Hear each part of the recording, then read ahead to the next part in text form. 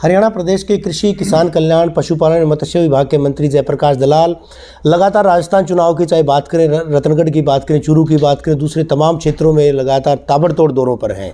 रात को भी हमने देखा था कि लगातार 11 बजे तक जिस तरह से घरों में जो है सभाएं की गई थी, जो कैंडिडेट्स हैं उनके पक्ष में चुनाव प्रचार के मद्देनज़र वो सीधे भिवानी पहुँचे हैं। सर, 9 साल बेमिसाल का नारा बीजेपी दे रही है। आपको लगता है कि 9 साल हरियाणा में बेमिसाल रहे हैं बीजेपी? निश्चित तौर पर बेमिसाल रहे हैं। हरियाणा की राजनीति जो थी कुछ परिवारों के इर्द गिर्द घूमती थी और उन्हीं के चहेते, उन्हीं के रिश्तेदार जो है सत्ता का फ़ायदा उठाते थे।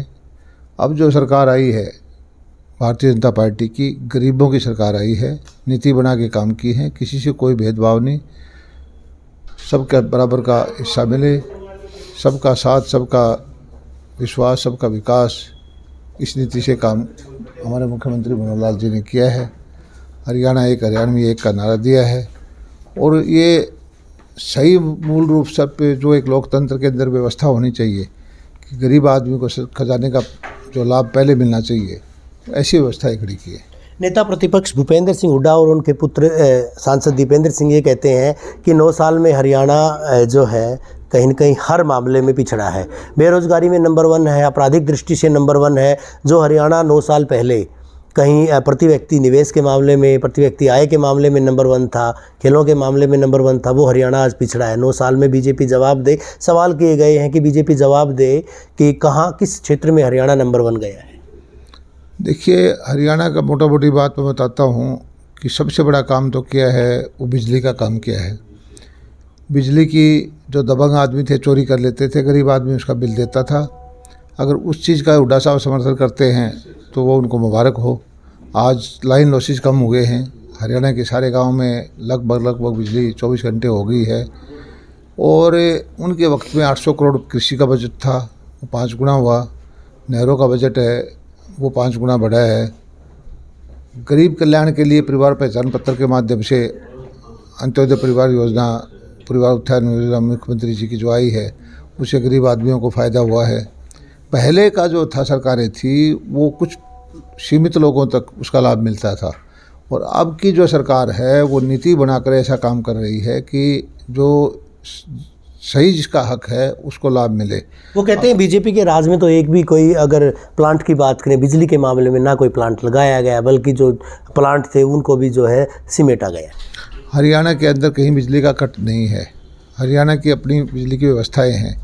बल्कि मैं तो एक कहता हूं कि मोदी जी की सरकार जब से आई है, एलईडी के लाइट दिए, एलईडी के बल्ब दिए, सारी मशीनें बिजली कम खपत वाली वो दी। हमने किसानों को सब्सिडी दी कि जो मोटर ऐसी दी 5 स्टार मोटर जिससे बिजली कम हो।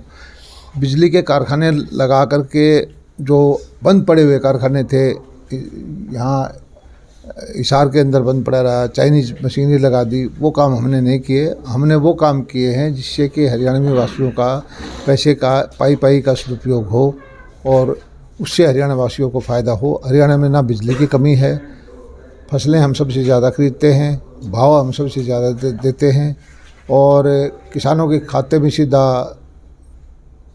आज 48 घंटे में पैसा चला जाता है और जो 12-13 हज़ार करोड़ रुपये के आसपास जो है किसानों को भरपाई का जो खराबे का है, बीमे का राशि चलेगी। ना तो उनके वक्त में कोई फसलें खरीदी जाती थी, ना बाजरे का भावांतर भरपाई योजना थी, ना वो कोई मुआवजे की योजना देते थे।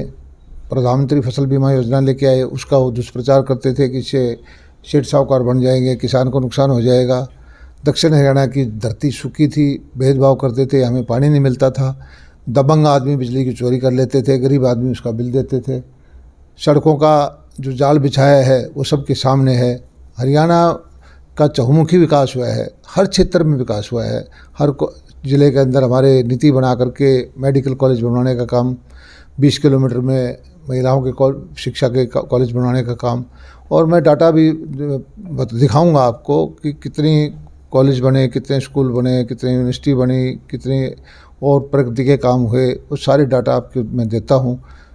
ये एक सही है कि बेरोज़गारी का जहाँ तक चर्चा करते हैं, जो बिचौलियों का काम करते थे उनके राज में वो ज़रूर बेरोज़गार हो गए हैं और आम जो हरियाणा के शिक्षित नवयुवक हैं जिनको मेरिट के आधार पर नौकरी मिलती है उनके अंदर खुशी की लहर है। ओबीसी कार्ड खेलने की चर्चाएं हैं कि चुनाव से एन पूर्व जो है प्रदेश अध्यक्ष को बदल दिया गया, नायब सिंह सैनी के मार्फत जो है ओबीसी कार्ड खेला गया बीजेपी के द्वारा, उसका कितना असर पड़ेगा, किन मायनों में लेते हैं आप? देखिए, भारतीय जनता पार्टी कोई जाति पाति की राजनीति नहीं करती। हमने पहले ही कहा कि हरियाणवी एक की नीति पर हम काम करते हैं।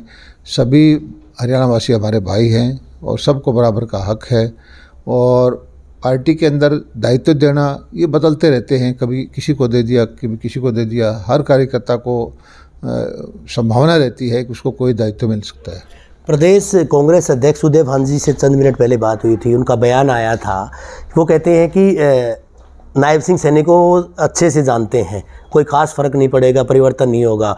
और राष्ट्रीय सचिव बनाया गया है ओम प्रकाश धनखड़ को, हज़ारों सचिव हैं, अनेकों सचिव हैं पार्टी में, उससे भी कोई फ़र्क नहीं पड़ने वाला है। ऐसे में वो किन मायनों में लेते हैं इस तरह के बयान को आप? वो हज़ारों सचिव या कई प्रदेश अध्यक्ष, कार्यकारी अध्यक्ष या कई जिला अध्यक्ष, कार्यकारी अध्यक्ष बनाने की प्रवृत्ति उनकी पार्टी में है। हमारी पार्टी के अंदर तो जो केंद्रीय पार्टी का ऊपर का स्ट्रक्चर है उसमें एक अध्यक्ष हैं, एक 4, 5, 8, 10 जो हैं उपाध्यक्ष हैं, सारे सचिव जो होंगे जनरल सेक्रेटरी मिलाकर के 20 से ज़्यादा नहीं है। 1000 कहाँ से वो ढूंढ के लाते हैं, वो तो उनको देखना चाहिए। उनका ये भी कहना है कि भले ही कांग्रेस का संगठन ना हो, लेकिन लोग कांग्रेस के साथ हैं, कांग्रेस की रैलियों में भीड़ उमड़ती है। 17 दिसंबर को, 24 दिसंबर को सिरसा में और दूसरी जगहों पर जो है रैलियां की जाएंगी, बड़ी रैलियां की जाएंगी। साथ ही उन्होंने ये भी ऐड ऑन किया है कि भले ही संगठन ना बना हो उनकी पार्टी का भी, लेकिन लोग उनके साथ हैं, कार्यकर्ता उनके साथ हैं। मुझे पूरा भरोसा है। राजस्थान में गठबंधन दल जो है आपका हरियाणा में, वो अलग चुनाव लड़ रहा है। आपकी पार्टी के भी कुछ नेता, कुछ जिला अध्यक्ष जो है वो जेजेपी में शामिल किए गए हैं। कितना असर पड़ेगा यहाँ हरियाणा की राजनीति पर? नहीं, हमारा पहले भी हमने अकेले चुनाव लड़ा था, हरियाणा में भी कभी मिलकर चुनाव तो लड़ा नहीं है। सब उनकी अपनी पार्टी है, वो चुनाव लड़े हैं, उनको मुबारक है। अच्छा, आखिरी सवाल है दलाल साहब, 1 साल है अभी चुनाव का जो है, चाहे विधानसभा की बात करें, लोकसभा की बात करें। 9 साल में जो काम करवाए हैं, अगले 1 साल में ऐसा क्या करवाने वाले हैं जिससे लोग जो है वो कहीं ना कहीं एक बार फिर से आपको वोट दें? नहीं, हमारा तो काम कोई 1 साल 6 महीने के लिए नहीं है और एक योजना के लिए नहीं है। जब से भारतीय जनता पार्टी की सरकारें आई, 10 साल, 15 साल, 20 साल का होरिजन लेके काम करते हैं। और मनोहर लाल जी ने जो ये परिवार पहचान पत्र के माध्यम से योजनाएं बनाई हैं और जो गरीब परिवारों की छटनी की है, हम एक ही चीज़ देखना चाहते हैं कि गरीब के घर में भी खुशी आए, उनके घर में भी रोज़गार के साधन हों, वो भी जिद की रोटी खा सके, सो सारा जो गरीब अमीर का जो गैप है वो कम हो। शुक्रिया हमसे बात करने के लिए। प्रदेश के कृषि, किसान कल्याण, मत्स्य एवं पशुपालन विभाग के मंत्री जयप्रकाश दलाल, जिनका सीधे तौर पर दावा है कि न केवल राजस्थान बल्कि हरियाणा में भी आने वाले दिनों में एक बार फिर से चुनाव के दौरान बीजेपी की सरकार बनेगी। गठबंधन पे उनका कहना है कि गठबंधन जो है चुनाव पूर्व पहले भी नहीं किया गया था, गठबंधन चुनाव के बाद ही किया गया था। राजस्थान में जिस तरह से जेजेपी अकेले चुनाव लड़ रही है उसका कोई फर्क नहीं पड़ेगा, वो उनकी अपनी पार्टी की स्ट्रेटजी है, बीजेपी की अपनी स्ट्रेटजी है। साथ ही एक दावा और भी उनके द्वारा किया गया है कि हरियाणा में बीजेपी के राज में ही SYL का पानी आएगा। वीडियो जर्नलिस्ट सुमित अवस्थी के साथ रवि जांगड़ा, इंडिया न्यूज़।